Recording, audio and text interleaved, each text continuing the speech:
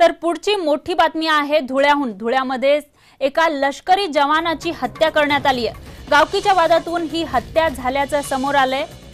तर विनोद पवार असं या जवानाचं नाव आहे। धुळे जिल्ह्यातल्या साक्री तालुक्यात एका लष्करी जवानाची किरकोळ कारणांवरून हत्या करण्यात आली आहे। सय्यदनगर भागात सकाळच्या सुमारास ही घटना घडली आहे। गावातल्या भांडणाच्या किरकोळ कारणावरून वाद घडला आणि हा वाद विकोपाला जाऊन या जवानाची चाकूने भोसकून हत्या करण्यात आली। या प्रकरणी पोलिसांना 8 जणांना अटक केली आहे।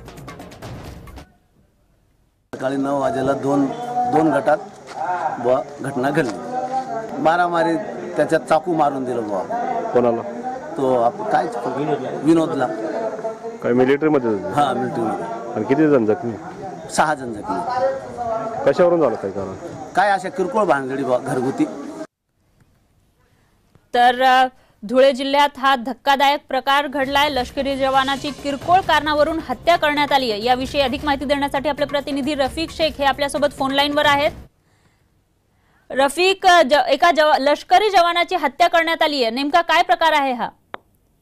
हा नेमका प्रकार असा आहे, नाना भाऊ गोरख राठोड हा मुख्य आरोपी असून या आरोपीने एका तरुणीची छेडखानी करत असताना जवान विनोद पवार यांनी या छेडखानी करताना या तरुणाला हाकलून लावले असून या तरुणाला राग आल्याने सकाळी ग्रामसभा बोलवण्यात आली।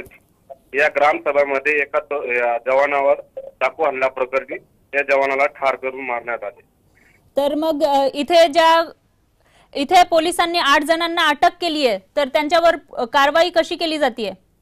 त्यांच्यावर 302 143 प्रमाणे गुन्हा दाखल करण्यात आला आहे। पुढील तपास पोलीस निरीक्षक व्ही सोनवणे करीत आहेत। धन्यवाद रफिक शेख, तुम्ही दिलेल्या माहितीबद्दल। तर धुळ्यामधील ही धक्कादायक घटना समोर आली आहे। एका लष्करी जवानाचीच हत्या करण्यात आली आहे।